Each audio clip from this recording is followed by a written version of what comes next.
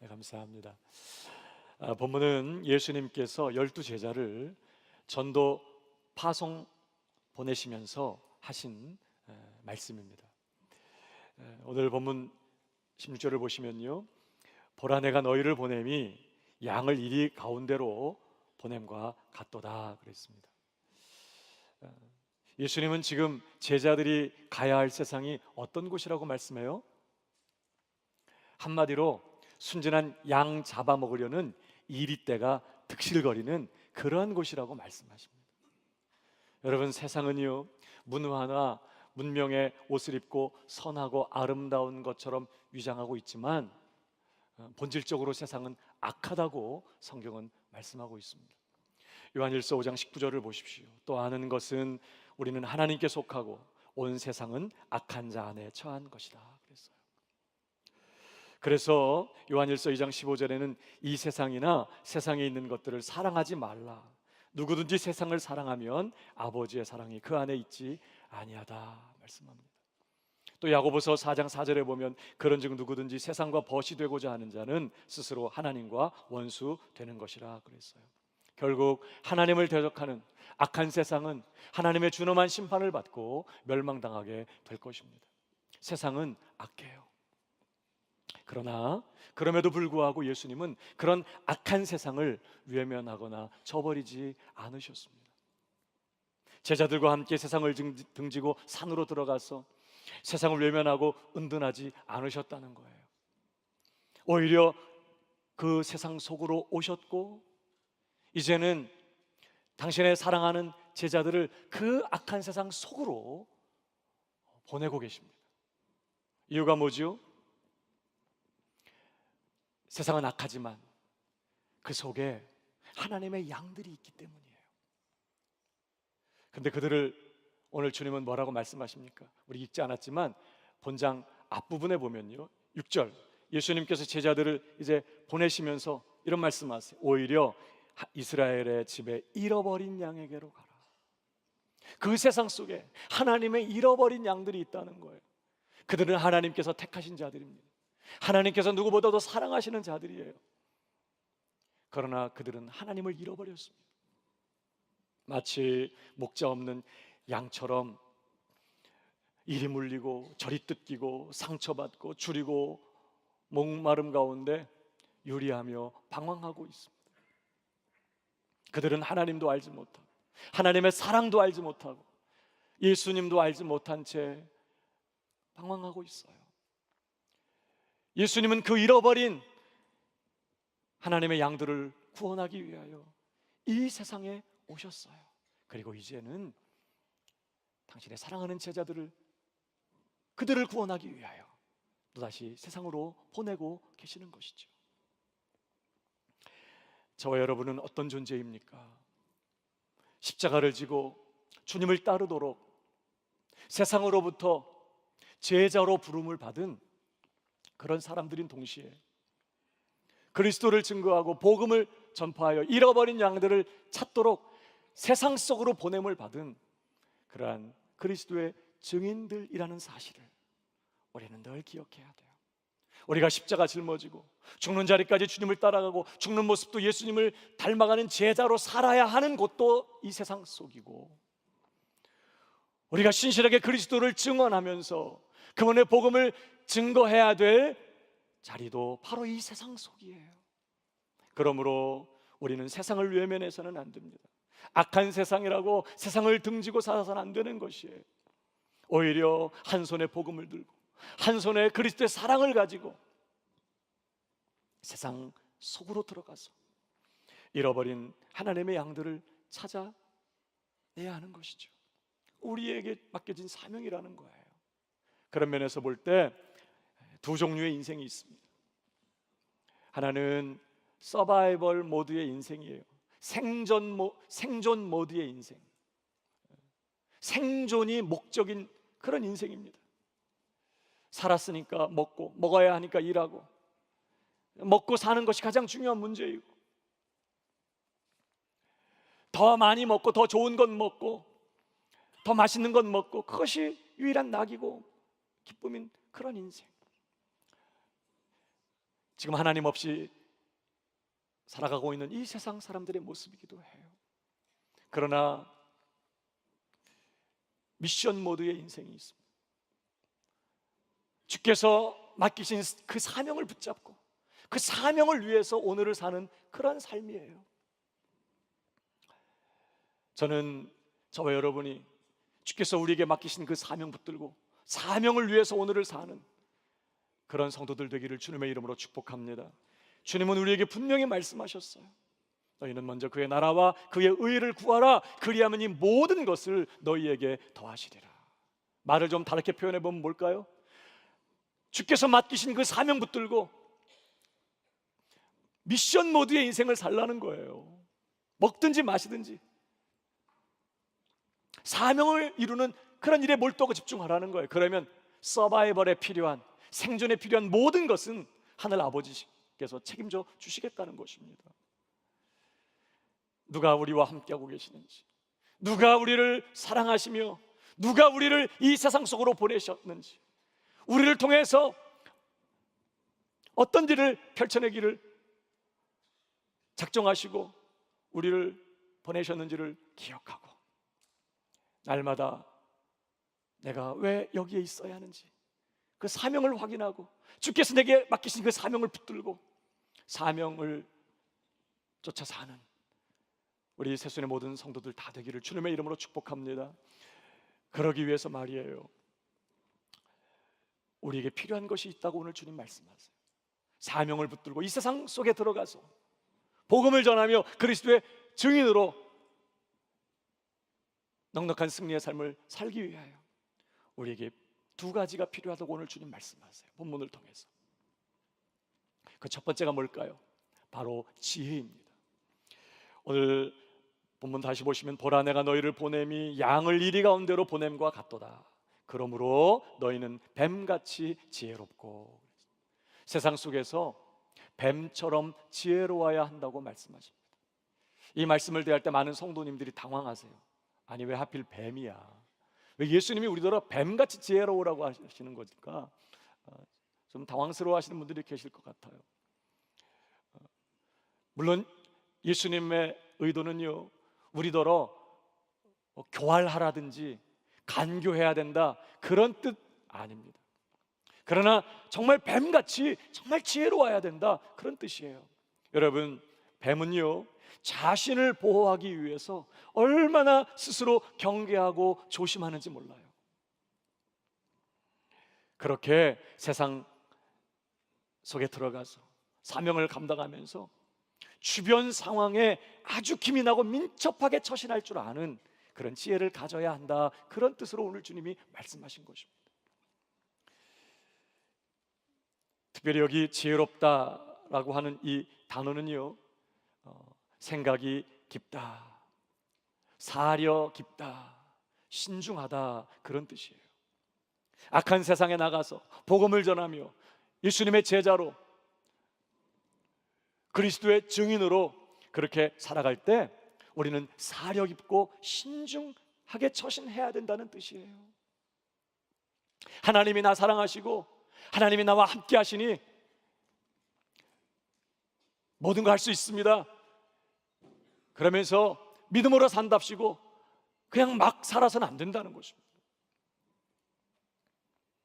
사려 깊고 신중하게 처신해야 된다는 거예요. 왜 그래요?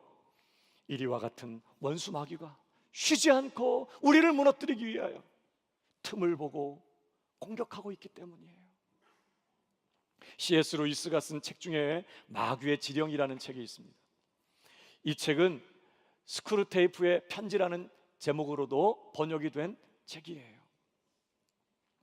이 책은 31편의 편지 형식으로 구성된 그런 책입니다. 그 편지의 내용을 보면 지옥나라 국방장관인 스크루테이프가 이제 초보 첩부원으로 발령을 받고 그리스도인을 타락시키고 무너뜨리는 작전에 임하고 있는 조카 워무드에게 보내는 그런 조언의 편지입니다. 너 그리스도인들을 타락시키고 그리스도인들을 무너뜨리기 위해서 너 이렇게 해야 돼. 이거 조심해야 돼 조언하는 그러한 내용이에요. 그 내용을 몇 가지 살펴보면요, 인간의 이성을 깨우는 잘못을 저지르지 마라. 생각하는 그리스도인 만들지 말라는 거예요. 감정의 흐름을 따라 행동하도록 만들라. 느낌대로, 감정대로 판단하고 결정하며 살도록 그렇게 부추기라는 거예요. 예수님께서 뭐라고 말씀하셨죠? 공중나는 새를 봐라, 들에 핀 꽃을, 백합화를 봐라. 그리고 생각해 보라고 하셨어요. 누가 먹이고 있는지, 누가 입히고 있는지. 너희 천부께서 그 하잘것없는 것도 그렇게 철저하게 보호하고 입히고 돌보고 계신다면 사랑하는 자녀들인 너희는 얼마나 더 잘 돌보시겠냐. 생각해봐라, 이 믿음이 적은 자들아. 그렇게 말씀하신 거예요. 그러나 마귀는 생각하지 못하게 해요. 그저 느낌대로, 감정대로 행동하도록 부추기는 것입니다.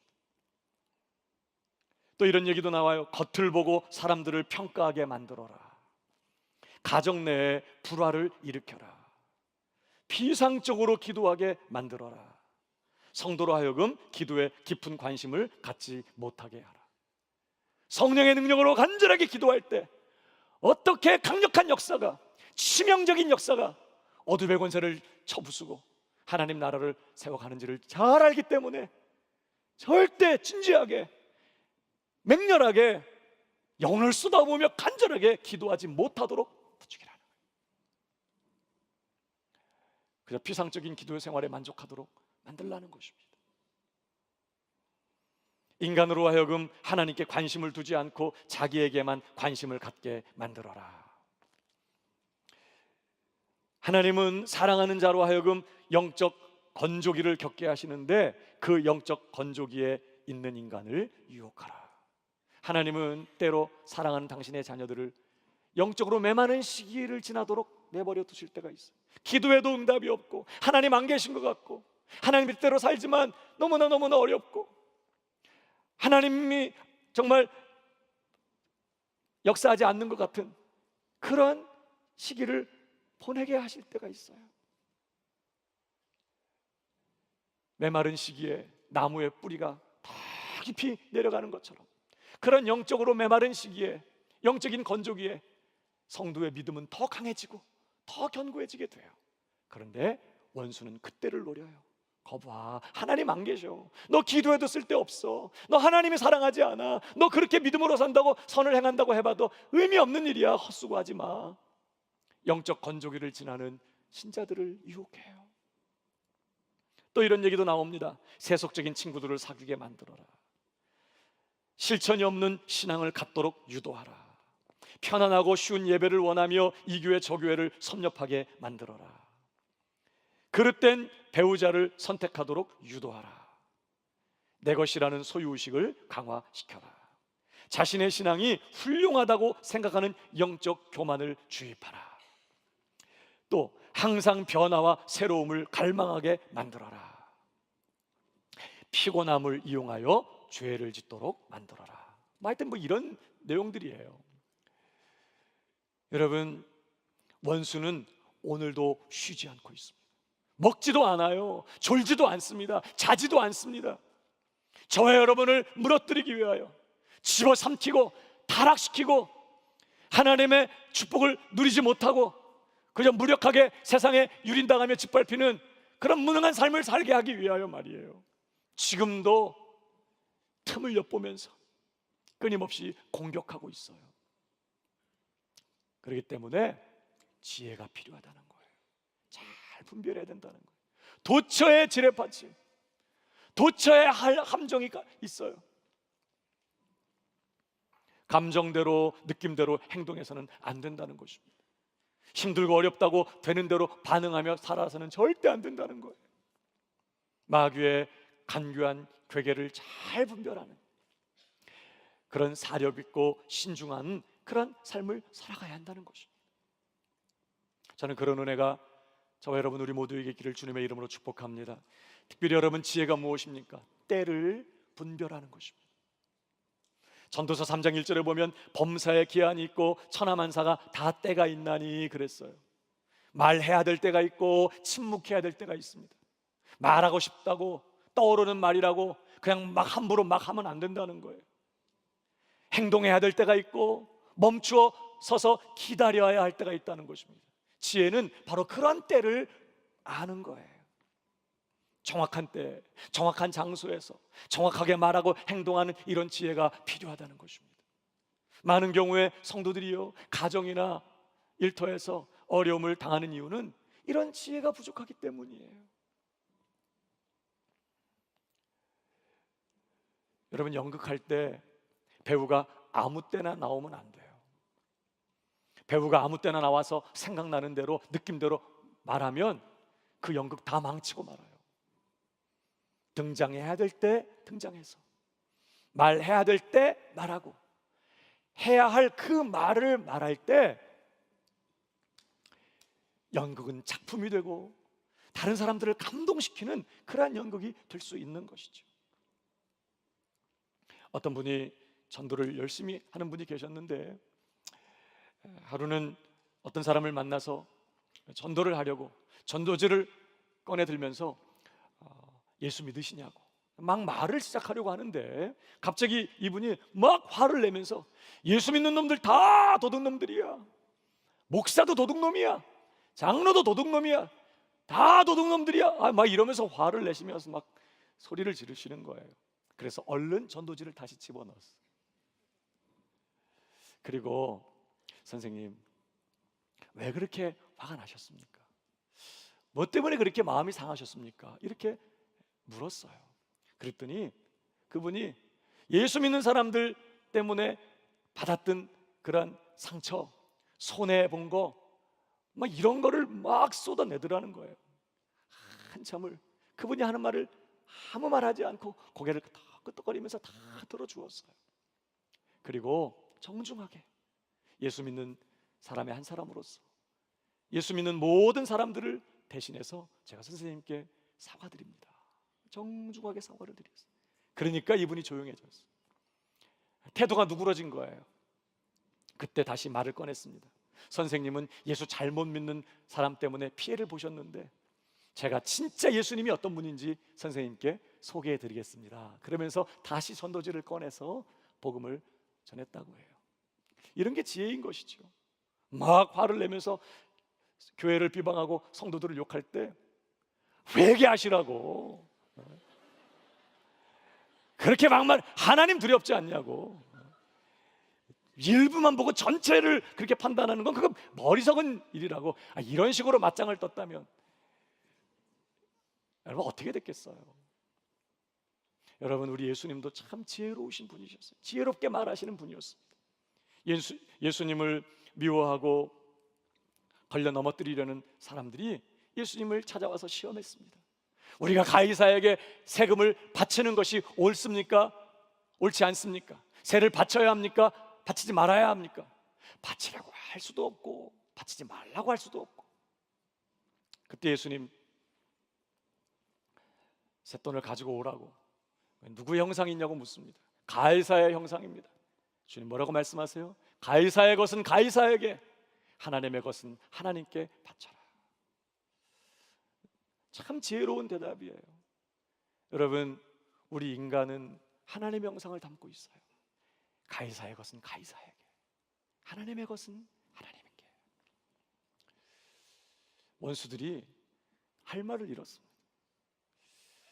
하루는 가늠하다가 현장에서 잡힌 한 여인을 끌고 와서 돌을 집어들고, 모세는 이러한 여자를 당장에 돌로 쳐 죽이라고 했는데 당신은 뭐라고 하겠습니까? 돌로 치라고 할 수도 없고 치지 말라고 할 수도 없고, 참 난처한 그런 질문입니다. 그럴 때 예수님께서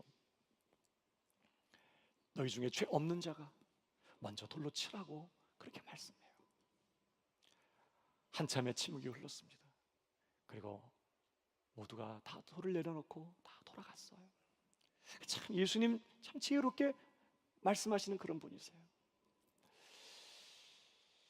그러나 예수님께서 이 빌라도에게 신문을 받으실 때는요, 침묵하셨어요. 그러니까 예수님은 말해야 할 때와 침묵해야 될 때를 아셨어요. 또 무슨 말을 해야 될지 정확하게 아시고 말씀하실 수 있는 그런 분이셨어요. 우리에게도 가정이나 직장이나 교회에서 이런 지혜가 필요하다는 것입니다. 그래서요, 성경은 우리에게 적어도 두 가지를 요구하고 있어요. 우리가 정말 지혜로운 삶을 살기 위하여 첫 번째는 늘 하나님을 경외하라는 것입니다. 잠언 9장 10절을 보십시오. 여호와를 경외하는 것이 지혜의 근본이요 그랬습니다. 어떤 상황에서든지 어떤 형편 가운데 있든지 하나님을 경외하고 하나님을 존중히 여기고 하나님을 공경하는 그런 태도를 놓지 말라는 거예요. 그게 지혜라는 거예요. 어떻게 해야 될지 알 수 없을 때, 뭘 어떻게 해야 될지 알 수 없을 때, 내가 지금 이 시간 하나님을 의식하면서 하나님을 공경하고 하나님을 두려워하고 하나님을 존중 여기는 마음으로 말하고 있나, 이거 생각해 봐야 돼요. 보디발의 아내가 립스틱 짙게 바르고 요셉에게 찾아왔어요. 죄 짓지 않은 거예요. 거절할 수도 없고 참 난감한 그런 상황입니다. 이 여주인의 요청을 거절했을 경우에 어떤 불이익을 당하게 될지 누구보다 잘 아는 사람이 요셉이. 그러나 그가 어떻게 결정하죠? 내가 이 큰 악을 행하여 하나님께 득죄하리이까. 하나님 앞에서 죄질 수 없다는 거예요. 단호하게 거절하고 뿌리치고 도망쳤어요. 그 일 때문에 감옥에 갇혔습니다. 아마 주변 사람들이 비웃었을 거예요. 아이고, 믿음으로 산다더니, 하나님 뜻대로 산다더니 꼴 좋다. 근데 말입니다, 그 감옥에 들어가서 거기가 왕의 신하들을 가두는 옥이었잖아요. 거기서 정치 수업을 다 받아. 때가 되니까 바로 앞에 서서 국무총리가 돼요. 여러분, 하나님을 경외함으로 말하고 하나님 공경하는 마음, 하나님 존중 여기는 마음, 하나님 두려워하는 그런 마음을 가지고 결정하고 선택하는 것이 그 지혜라는 거예요. 여러분, 그런 은혜가 저와 여러분에게도 있게 되기를 주님의 이름으로 축복합니다. 더 나아가 성경은요, 지혜를 하나님께 구하라고 말씀해요. 야고보서 1장 5절, 너희 중에 누구든지 지혜가 부족하거든 모든 사람에게 후히 주시고 꾸짖지 아니하시는 하나님께 구하라, 그리하면 주시리라. 하나님, 저는 지혜가 부족합니다. 어떻게 말해야 될지, 뭘 말해야 될지, 어떻게 결정해야 될지, 어떻게 행해야 될지 저는 미천하고 어리석어서 잘 알지 못합니다. 주님, 어떻게 할까요? 주님의 마음이 무엇입니까? 주님, 뭐가 주님의 뜻입니까? 겸손한 마음으로 주님 앞에 엎드려 구할 때 오늘 하나님 어떻게 하신다고요? 모든 사람에게 후히 주시고 꾸짖지 아니하시는 하나님이라고 말해요. 모든 사람, 누구든지 주님 앞에 나와 지혜를 구할 때 주님께서 거절하지 않는다는 거예요. 후히 주시고 꾸짖지 않으시는 그런 분이라고 말합니다. 지혜가 부족하게 느껴질 때마다, 지혜가 필요할 때마다 주저하지 말고 망설이지 말고 구하는 모든 자에게 후히 주시고 꾸짖지 아니하시는 그 하나님께 간구해서 주님 주신 지혜를 가지고 지혜롭게 전도하고 지혜롭게 가정과 교회를 섬기는 저 여러분 되기를 주님의 이름으로 축복합니다. 그러나 말입니다, 지혜만 가지고 안 돼요. 또 한 가지가 필요해요. 그것은 바로 순결이에요. 오늘 본문 10절을 다시 보시면, 그러므로 너희는 뱀같이 지혜롭고 비둘기같이 순결하라고 말씀합니다. 이 순결하다는 것은 섞이지 않는다, 때가 묻지 않는다, 순수하다, 그런 뜻이에요. 하나님을 향한 내 마음이, 하나님을 향한 나의 사랑에 그 어떤 것도 섞이지 않는 것입니다. 하나님도 사랑하고 돈도 사랑하고 하나님도 두려워하고 사람도 두려워하고 아니라는 거예요. 하나님을 향한 내 마음에 다른 것이 섞이지 않은 그 순수한 마음, 오직 하나님만 사랑하고 하나님만 섬기면서 주님만을 의지하고 주님만을 따라가는 그 마음, 그 순결한 마음, 더 나아가 하나님의 뜻대로 사는 삶에 죄가 섞이지 않는 걸 말하는 것입니다. 하나님의 뜻대로 살면서 적당하게 하나님 뜻 아닌 것들 섞어서 살지 않는 것을 말하는 거예요. 여기 순결하다 이 뜻이, 섞이지 않았다. 여러분, 이사야 24장 3절에 뭐라고 말씀합니까? 여호와의 산에 오를 자가 누구며 그의 거룩한 곳에 설 자가 누구인가? 누가 하나님의 존전에서 하나님의 얼굴을 배우며 하나님과 친밀하게 교제하면서 하나님과 동행할 수 있는가? 그런 질문이죠. 답이 무엇입니까? 그 다음 절, 곧 손이 깨끗하며 마음이 청결하며 뜻을 허탄한 데 두지 아니하며 거짓 맹세하지 아니하는 자로다. 한마디로 누가 하나님과 교제해요? 순결한 사람이에요. 순결한 사람이 하나님의 얼굴을 봐요. 순결한 사람이 하나님과 친밀하게 교제해요. 그래서 예수님도 마태복음 5장 8절에서 뭐라고 말씀합니까? 마음이 청결한 자는 복이 있나니 그들이 하나님의 얼굴을 볼 것이라 그랬어요. 마음이 깨끗한 사람, 하나님을 향한 마음에 다른 것이 섞여 있지 않은 사람, 오직 하나님만 사랑하고 하나님만 의지하고 하나님만 두려워하고 주님의 말씀에 순종하며 주님을 섬기는 일에 다른 것들 뒤석 타협하지 않고 하나님의 뜻이면 두려움 없이 한 길을 가는 그런 사람들이 하나님과 교제할 수 있다는 거예요. 그런 사람들이 하나님과 동행할 수 있다는 거예요. 사랑하는 여러분, 전능하신 하나님의 함께 하심이 우리의 능력의 비결인 줄 믿으시기 바랍니다. 전능하신 하나님이 함께 하시면 아무리 어려움이 크고 아무리 대적이 많이 몰려와도 넉넉히 승리할 수 있어요. 전능하신 하나님이 함께 하시면 아무리 상황이 막히고 사면초가와 같은 상황 가운데 있다 할지라도 형통한 삶을 살 수 있어요. 요셉이 애굽의 보디발의 집에 팔려갔지만 여호와께서 그와 함께 하심으로 그가 형통한 자가 되었다. 그가 감옥에 갇혔을 때에도 그 억울한 상황에서 절대 거기서 못 빠져나가요.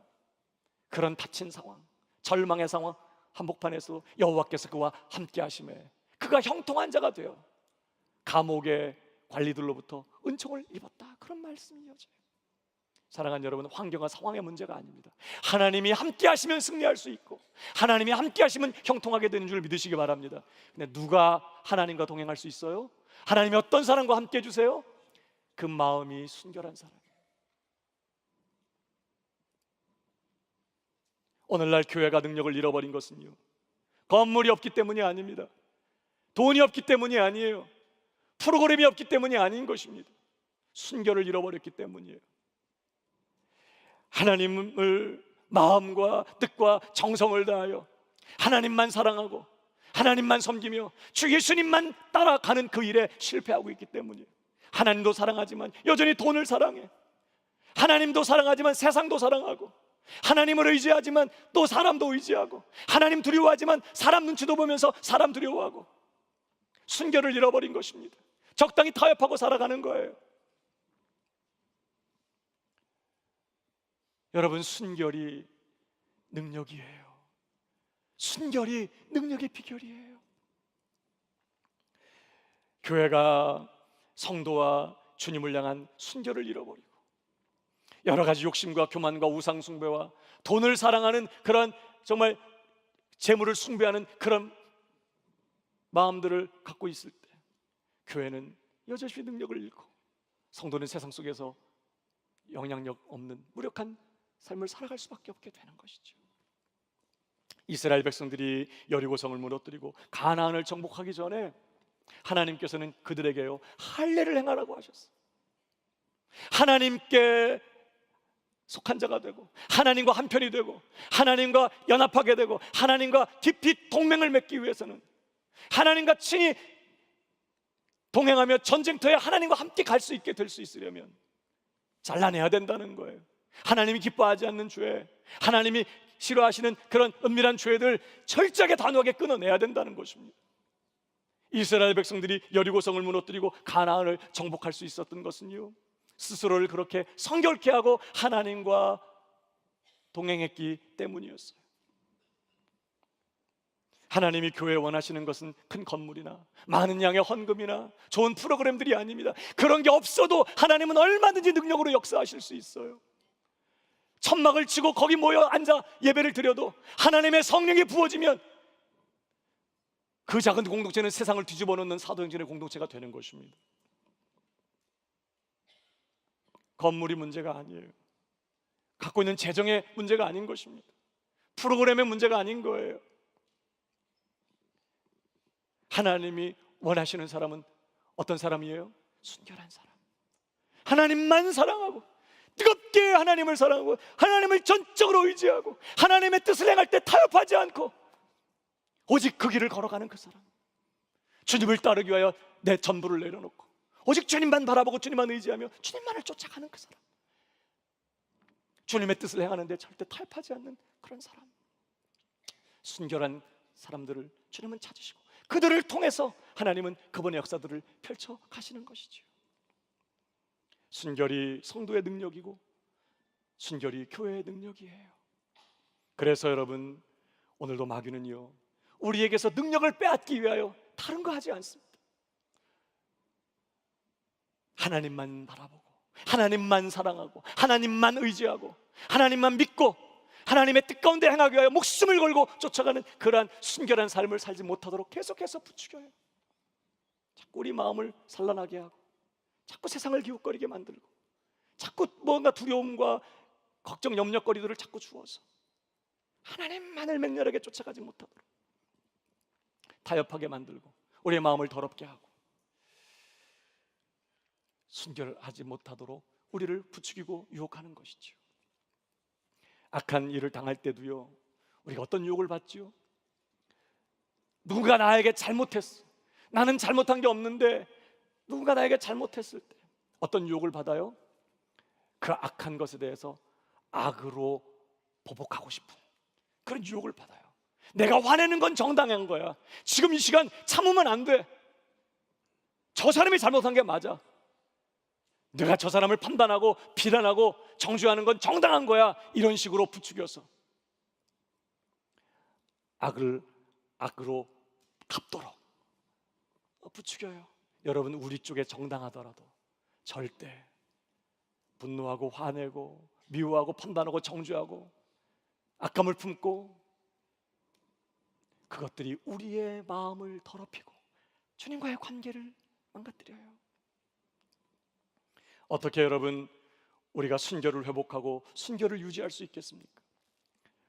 지속적으로 회개의 삶을 사는 것입니다. 늘 말씀 앞에 나아가서 정확무한 하나님의 말씀, 우리의 신앙과 삶의 유일한 법칙이고 기준이 되는 그 말씀 앞에서 늘 내 마음 깊은 곳을 들여다보고 내 행동에, 내 말에 그 동기를 그 말씀 앞에서 살피는 거예요. 말씀에서 벗어난 것은 다 하나님이 기뻐하지 않는 거거든요. 그 말씀 앞에서 아우 다 그렇게 사는데 뭐 현실이 그런데 뭐 변명하고 타협하고 하는 것이 아니라 그 말씀 앞에서 나를 돌아보고 지속적으로 회개하는 것이. 여러분, 계시록 7장 14절을 보면요, 성도들을 이렇게 묘사하고 있습니다. 같이 읽어볼까요? 시작. 큰 환난에서 나오는 자들인데 어린 양의 피에 그 옷을 씻어 희게 하였느니라. 성도는 죄 안 짓는 사람 아닙니다. 물론 시간이 갈수록 더 성장하고 그가 성화될수록 더 주님을 닮아가게 될수록 더 적게 죄를 짓게 될 거예요. 그러나 성도는 죄 짓지 않는 사람이 아니에요. 넘어지기도 하고 죄 짓기도 해요. 성도는 어떤 사람이죠? 죄가 드러날 때마다, 죄를 깨닫게 될 때마다 주저하지 않고 십자가 앞으로 달려가는 사람입니다. 어떻게 이 죄 때문에 그리스도께서 죽으셨는지, 그가 흘리신 그 보혈 때문에 이 죄가 어떻게 씻음받고 영원히 도발되었는지를 확인하며 죄가 드러날 때마다 그냥 변명하고 타협하고 그냥 끌어안고 대충 그렇게 무마시키고 사는 것이 아니라 조그만 죄로도 남겨놓지 않겠다고 결정하고 하나님께서 말씀을 통하여 그것이 죄라고 말씀하실 때, 죄라고 지적하실 때 맞습니다, 주님, 죄입니다, 이것이 잘못된 것입니다, 이것이 죄입니다, 이것 때문에 주님이 십자가에서 죽으셨습니다, 인정하고 시인하고 고백하기를 원하시는 것이죠. 여러분, 우리가 그렇게 우리의 죄를 인정하고 고백할 때 어떻게 성경은 약속하고 있죠? 요한일서 1장 9절 한번 더 읽어볼까요? 시작. 우리 죄를 자백하면 그는 미쁘시고 의로우사 우리 죄를 사하시며 우리를 모든 불의에서 깨끗하게 하실 것이요. 어떠한 죄라도 우리가 죄를 인정하고 죄를 고백할 때 하루 70번씩 7번이라도 주님 앞에 나아가서 내가 죄를 범했습니다, 진실하게 회개하며 죄를 인정하고 고백할 때 씻어주시고 깨끗하게 하신다는 거예요. 그러니까 여러분, 회개는 축복인 줄로 믿습니다. 십자가 붙들고 늘 주님 앞에 나아가 회개하고 깨끗한 심령 가지고 씻음받고 용서받은 심령 가지고 주님과 친밀하게 교제하고 주님과 동행할 줄 아는 그런 새손의 가족들 되기를 주님의 이름으로 축복합니다. 뿐만 아니라 우리가 순교를 계속해서 유지할 수 있는 또 하나의 방법이 무엇입니까? 디모데전서 4장 5절입니다. 같이 한번 읽어볼까요? 시작. 하나님의 말씀과 기도로 거룩하여집니다. 우리의 삶을 계속해서 거룩하게 성별할 수 있는 능력은 말씀과 기도로부터 나온다는 거예요. 우리가 계속해서 순결한 삶을 살고 거룩한 삶을 살고 성결한 삶을 살아갈 수 있는 방법은 말씀과 기도뿐이라는 것입니다. 말씀을 붙잡고 간절하게 기도할 때 우리에게 임하는 성령의 불이 우리를 정결하게 만들어요. 너희가 악한 자라도 자식이 떡을 달라고 하면 돌을 집어줄 그런 아비가 어디 있느냐? 생선을 달라고 하면 뱀을 집어줄 그런 아비가 어디 있느냐? 악할지라도 자식에게 좋은 것을 줄 줄 알거든 하물며 구하는 자에게 천부께서 성령을 주시지 않겠느냐? 우리가 말씀을 붙들고 간절하게 기도할 때 우리에게 임하는 그 성령의 역사가, 강력한 성령의 불이 우리를 정결하게 만든다는 것입니다. 사랑하는 여러분, 저와 여러분의 심령에 성령의 불이 맹렬하게 타오르게 되기를 주님의 이름으로 축복합니다. 기도할 때 우리의 심령에서 일어나는 성령의 불, 내 열정의 불이 아니라, 내 혈기의 불이 아니라, 내 감정의 불이 아니라 하늘로부터 임한 성령의 불, 꺼지지 않는 성령의 불, 우리로 하여금 성결한 삶을 살게 만들고 넉넉히 죄를 이기게 만들고 하나님이 받으실 예배를 드리게 만들고 하나님이 받으실 기도를 드릴 수 있게 만드는, 하나님께서 들어 사용하실 수 있는 사역이 이루어지게 만드는 그 성령의 불이요, 그 불이 내 심령에 타올라서 그 불을 가지고 예배하고 그 성령의 불을 가지고 기도하고 그 성령의 불을 가지고 말씀을 전하고 그 성령의 불을 가지고 전도하고 그 성령의 불을 가지고 봉사하고, 여러분, 저와 여러분의 심령에 불 꺼지지 않게 되기를 바랍니다. 불 꺼진 심령 되면 아무것도 할 수 없어요. 불이 꺼졌다고 생각될 때마다, 불이 약해졌다고 생각될 때마다 주저하지 말고 기도의 자리로 날려가서 말씀을 붙들고 간절히 기도하고 하늘로부터 다시 불이 내려와서 내 심령을 활활 태우고, 여러분, 활활 타는 불 속에는요 다 타는 거예요. 젖은 장작도 불 속에 들어가면 다 타버리고 말아요. 어떤 것, 심지어 강력한 불 속에서 다 녹아버리고 다 없어지고, 우리의 심령에 그 불이 타오를 때만 우리는 하나님이 받으실 성결을 가지고, 그 성결함, 그 불꽃 같은 성결함을 가지고 주님과 교제하며 주님의 얼굴을 보면서 우리의 전부가 되시고 능력 되신 그 주님과 동행하는 삶을 살게 되는 줄로 믿습니다. 불 꺼진 심령 되지 않도록 늘 가슴에서, 심령에서 불이 활활 타오도록 기도의 자리에 나아가 구하고, 가슴에서 불이 타오를 때까지 이 자리를 떠나지 않겠다고 결정하고 그 불을 가지고 가정으로 가고 그 불을 가지고 일터로 가고 그 불을 가지고 섬기고 사랑하고 용서하고 그 불을 가지고 뜨겁게 우리 하나님을 섬기면서 그 불꽃 같은 정결함을 가지고 우리 주님을 섬기는 우리 새순의 모든 가족들 되기를 주님의 이름으로 축복합니다.